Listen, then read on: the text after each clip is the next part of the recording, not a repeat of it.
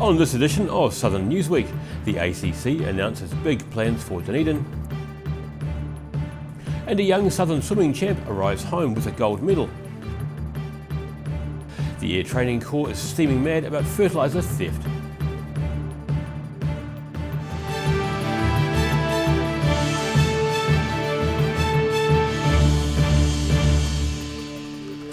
Kia ora, I'm Daryl Baser. Dunedin is set for more major construction after the ACC confirmed it has plans to build a purpose-designed new facility in the near future. ACC employs around 300 staff in Dunedin, but that's set to rise to almost 500 workers, all based in one building. ACC staff and public getting a tour of the temporary offices located in a building at the bottom of Dunedin's High Street. The 5 floors here have the capacity for 148 ACC employees, with more staff in 2 other sites across town. However, that's all about to change, with plans for a new purpose-designed building to accommodate all staff. Consolidating all of our staff in a purpose-built building in a single site is going to be the future face of how ACC does business, and we're really excited about that. Pickering says Dunedin is to become one of 5 operating hubs across the country, with staff focusing on administration to free up frontline workers. So we'll get greater consistency, we'll get better outcomes, and more importantly, prompter responses to our customers. With Dunedin now set to become one of the country's 5 ACC hubs, they'll be looking for more staff. And we're just over 300 in staff in totality in our 3 sites in Dunedin at present. We've indicated that we will be looking to increase those staffing levels to about 480.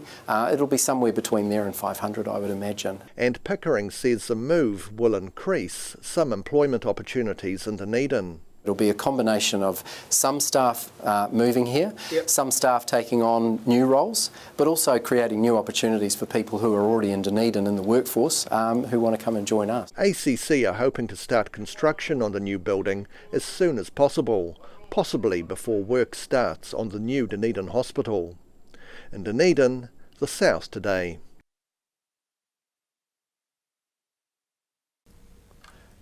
Southern swimming champion Erica Fairweather recently returned to Dunedin to an unexpected welcome from her classmates, as the 15-year-old won a gold medal in a swim event at the Junior Swimming World Championships in Hungary.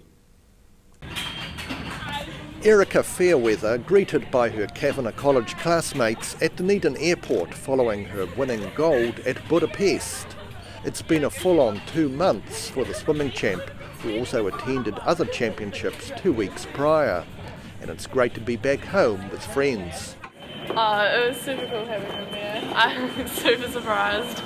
Fairweather won the under-18 200-metre freestyle gold medal at the FINA Junior Swimming World Championships in Hungary on Monday, edging out her Australian opponent by just over 1/10 of a second. I was feeling really good in the warm-up, but I was a little bit nervous before the race. The result was a personal best for Fairweather and also a New Zealand age group record. Coach Lars Hummer says Fairweather is well in tune with what she's capable of on the day. She came up with the race strategy on the day, which is not dissimilar to what we would be working on in training anyway, but the fact that she has a real good feel for what was going on in that arena, and also understanding her own capabilities, had a very clear vision of what it would take to win. Hummer says Fairweather's success is a testament to her hard work. Just shows that if we do it right, if we work hard and we work on our skills and just put it together, we have the ability to take on anyone in the world. So I think it's a big day for New Zealand swimming, a big day for Dunedin, and clearly a big day for Erica Fairweather. Fairweather is looking forward to taking 2 weeks off training, but not before doing a few recovery swims at Moana Pool first. In Dunedin, the South Today.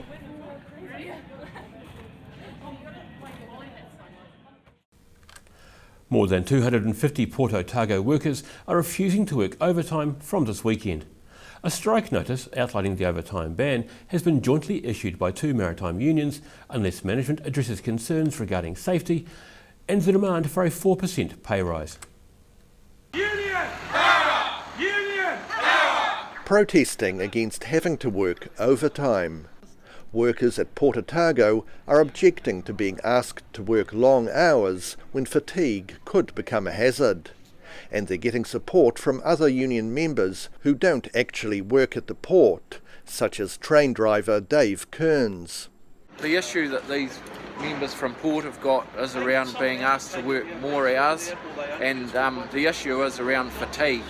They know when it's safe to work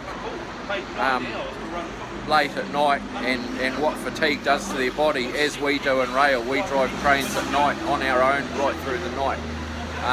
So without going into great detail about this particular mediation, if the workers say it's unsafe hours what they're being asked to do, that's good enough for me. They know better than anybody. There's two unions involved, the Rail and Maritime Transport Union and the larger Maritime Union of New Zealand, together representing about 250 of the 300 plus staff at Port Otago. However, it's not just about safety, as they're also wanting a 4% pay rise, having rejected a 2% offer from the port. The unions are planning to ban overtime from this coming Saturday, unless of course this week's negotiations are successful. I think the parties on the union side certainly hope so, and hope that the company will listen to reason and give them safe working hours where they can remain alert. Port Otago says safety is a key focus for them, and the port plans to continue working towards a satisfactory outcome for all parties. Following this morning's protest, negotiations stalled again, and the groups are set to move back to mediation on Thursday. In Dunedin, the South Today.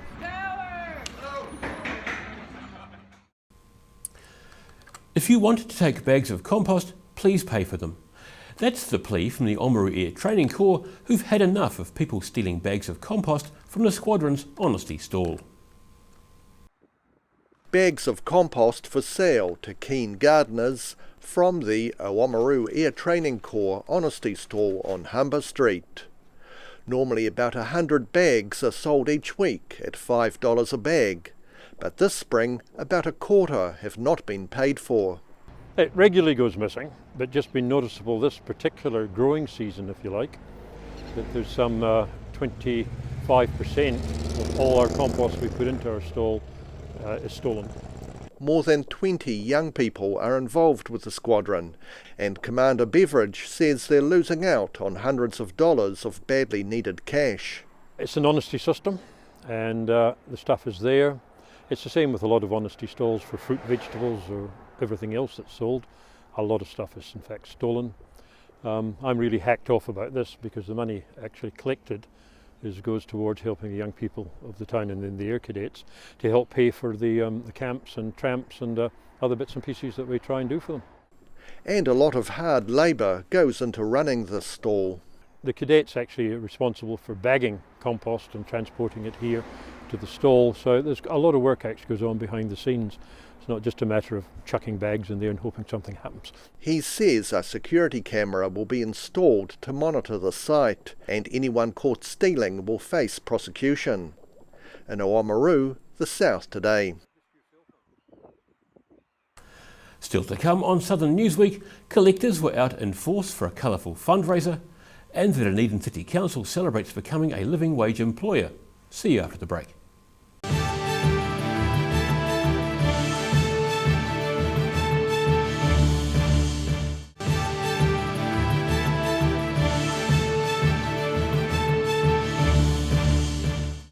Welcome back.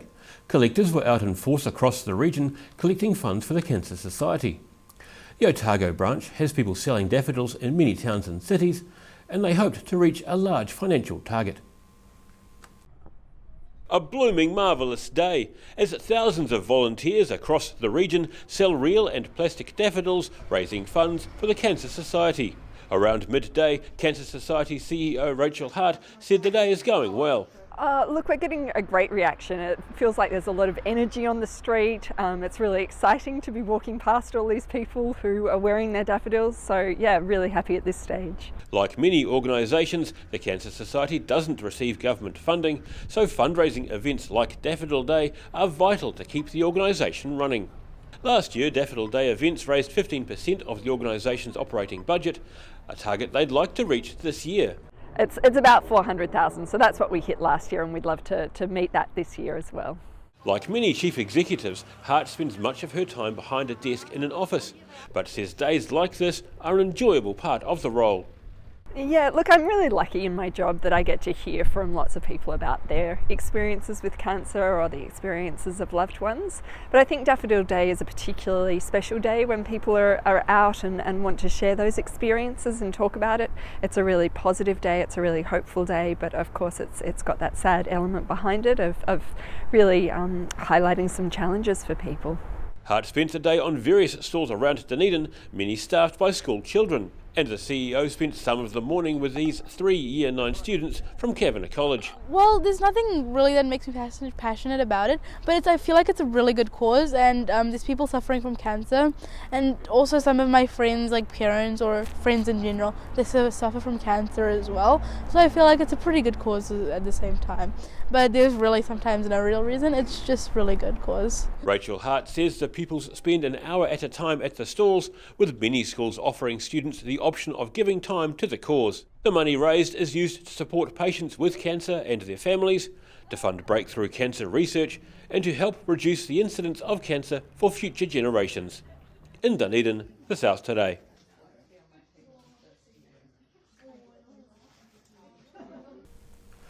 The Dunedin City Council has officially become a living wage employer. Mayor Dave Cull made the announcement in the city recently. A living wage for all council workers. Dunedin Mayor Dave Cull says all council staff and contractors will be paid a minimum hourly wage, which will allow them to cover the necessities of life and participate as active citizens in the community. Underpaying people or paying them only enough to get by and not enough to participate fully is definitely impinging on their on social wellbeing. It brings the DCC into line with more than 150 other employers nationally. The minimum wage to be paid to council staff is $21.15 an hour, and Mayor Cull says it came into effect last year for many staff members. We've had this in place since July last year, so this is the official part, but that living wage has been paid through that time. The DCC is the second council in the country to become an accredited living wage employer after the Wellington City Council did so last year. And Mayor Cull says the living wage fits with council strategy. One of the legs of that is the well-being of our community. Now, if there are people in your community, particularly the ones that you're employing, who are not on the living wage and as a result can't participate in the community to the extent that they need to. Living Wage Movement Aotearoa New Zealand Accreditation Coordinator Felicia Shearer says the impact of the Dunedin City Council's decision to pay the wage is significant. It is huge. Dunedin City Council leads the way in terms of business practice. In the south, the living wage has been slow to gain traction, so we believe that the council becoming a living wage employer will encourage other businesses to step up and pay the living wage. Living wage employers must meet strict criteria set by the New Zealand Family Centre Social Policy Unit to gain accreditation.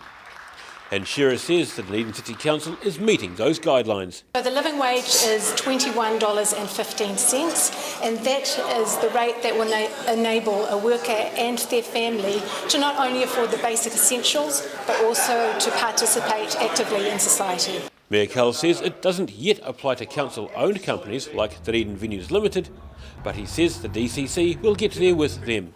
The nationwide campaign for a living wage began in 2012. In Dunedin, the South Today. The Dunedin Symphony Orchestra has given its first performance in Queenstown in the group's 53-year history. They played before a full house at the Wakatipu High School auditorium after about 330 tickets were sold. Rehearsing at the Wakatipu High School auditorium. Saturday's public concert was set to be the Dunedin Symphony Orchestra's first in front of a Queenstown audience. The orchestra deliberately chose a selection of music throughout the ages, including Bach, Mozart, Schubert, as well as 20th century New Zealand composer John Ritchie. People engage with different types of music in different ways, and we also like to represent the music that has been written for orchestras through the ages. So it's important to represent that whole sort of expansive music. The guest conductor was London-based Simon Over, who guided the 35 players through the various musical pieces. We're just so lucky that he is able to come and work with us. He manages to bring the very best out of the orchestra, and people who come to the concert, I think, will realise that they're feeling engaged with the music, and that's because he's bringing the best out of the musicians. Harris says the orchestra does about 6 concerts a year, as well as accompanying choir and ballet performances, and rehearsals with the conductor crammed into just 1 week before each event. What the musicians do before that, though, is they get the music and they practice by themselves. So really, when they're coming together, they're not learning the notes, they're learning how to play the notes together with each other. And that's when the excitement really starts. Organisers say the sold-out event highlights Queenstown's need for a performing arts theatre, which can hold a much larger audience and provide better acoustics. In Queenstown, the South Today. The South Island Secondary School Rugby final was played recently at Dunedin's Littlebourne Park. Otago Boys High School hosted a Nelson College team in a close-run match. Saturday's rugby game saw Nelson College edge 2 points ahead of Otago Boys High School, with the final score being 28-26. Otago Daily Times rugby personality Paul Dwyer spoke to the Nelson College captain about the match. All credits to Otago boys. They never dropped their heads, and they kept coming back at us and making it really, really tough on us. So huge credits to Otago boys, but extremely proud of my boys and the way they stood up to them. So the interesting thing, mate, was it was 28-26. They were attacking the line. They had 2 or 3 opportunities, but your defence really stiffened up, and you turned over a bit of ball. And instead of them getting crucial penalties, you got the crucial penalties at the end. Yeah, and that's once again all credits to the boys. You know, really getting stuck in all the way to that last second and to that last whistle blew. So defence wins championships. Correct. And that's exactly what it showed again today. So just immensely proud. Otago boys coach Regan Turoa told Dwyer his side did everything they could, but they were not able to find a way through Nelson's defence in the final 10 minutes of the match. We tried our best. You know, it was. You've got to give credit to Nelson. Of course, their defence was outstanding. Yes, it was. Around the rucks.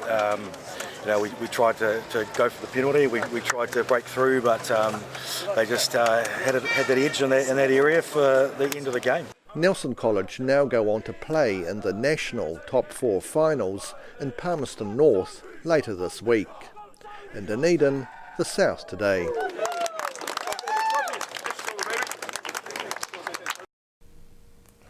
A beekeeper in central Otago has installed high-tech monitoring equipment in 6 of his hives to see which ones work the hardest. He plans to use the data to choose the best queens to breed from and ultimately to improve work efficiency and pollination rates. Central Otago beekeeper Russell Marsh checking on the high-tech monitoring equipment installed as a trial on 6 of his beehives. He's the first commercial honey producer in the South Island to use the technology created by company HiveMind, which includes an infrared scanner at the hive entrance to count bees entering and leaving. The equipment also gathers a lot of other important data on each hive. What temperature they're flying at, how quickly do they build up in terms of their numbers, and we're obviously weighing the hive to see how quickly they're bringing honey and the correlation between the bee numbers and the yield. At their peak, beehives can produce around 1 kilo of honey a day, and the various measurements determine which hives are working the hardest. Using this data, he can breed off the best queen to improve his bee stock. Because we breed our own queens, it gives us an opportunity to selectively choose these ones to be able to say, well, hey, that had a good trait, let's continue to use it. A probe inside the hive measures brood temperature and humidity, and because each hive is on a set of scales, the changes in weight indicate if the honey is increasing or declining. All this data can be sent to the beekeeper via satellite. You know, we want to know when there's a problem inside the hive. If the numbers are starting to decrease, we'll be able to pick up if there's a problem and come and see them. The technology is still on trial with just 6 hives, although Marsh has plans for another 6 elsewhere to compare results. In central Otago, the South Today. After the break on Southern Newsweek, a group of South Canterbury students help the environment, and Balclutha School pupils compete to see who can make the best scarecrow. See you after the break.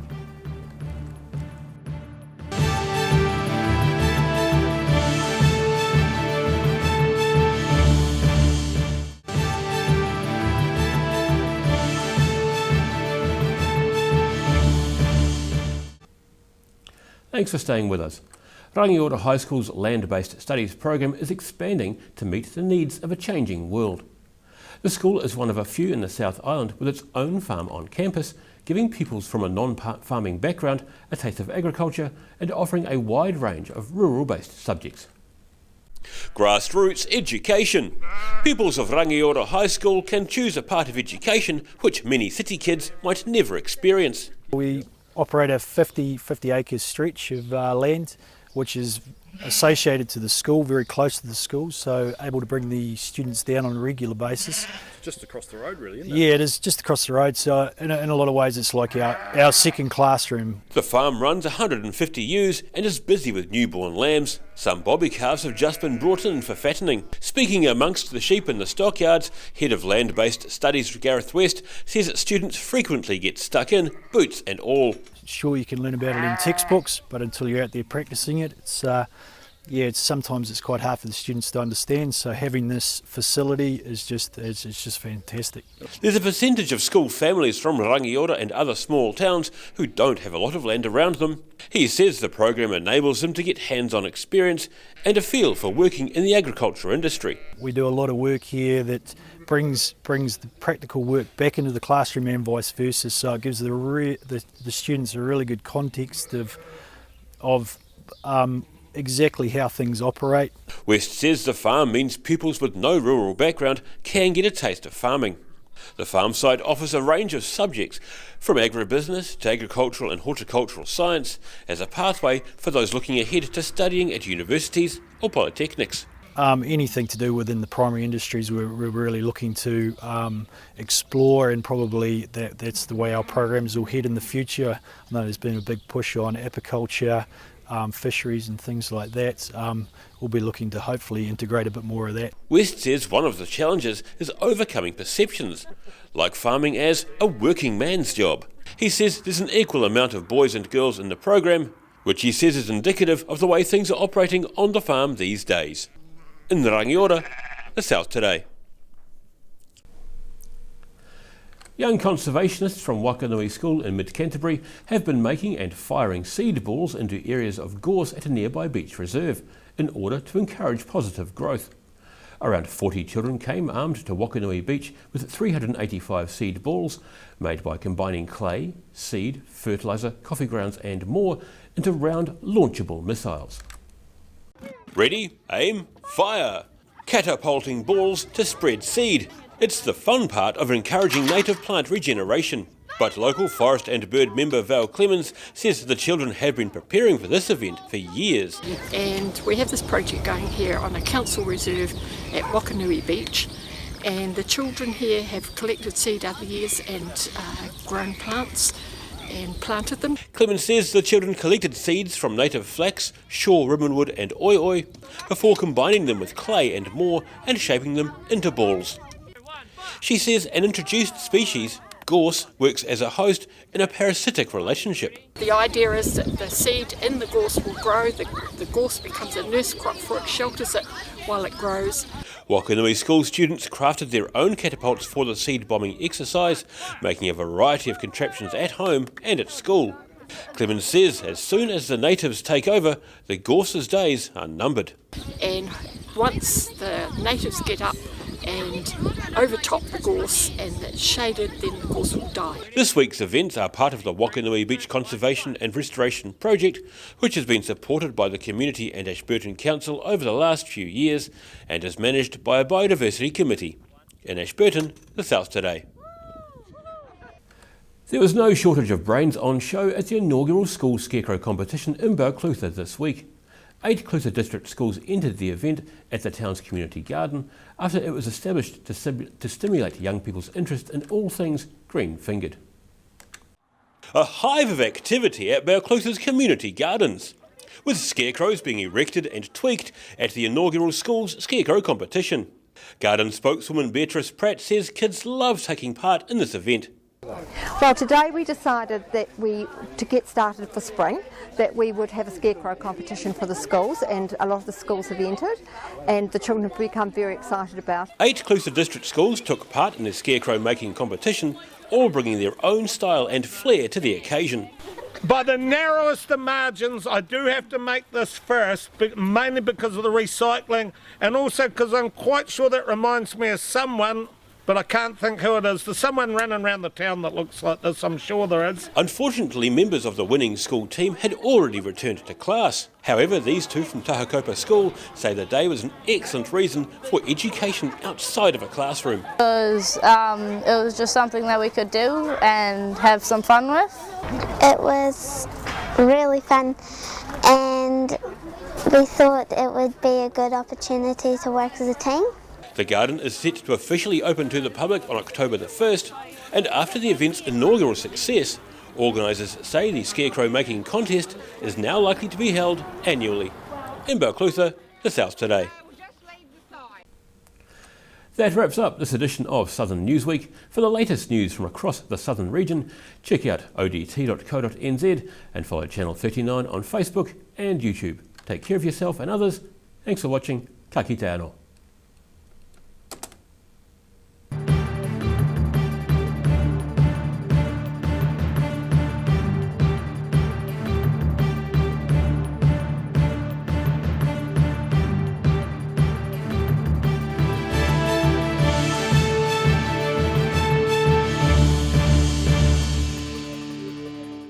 Supporting local content so you can see more of New Zealand on air.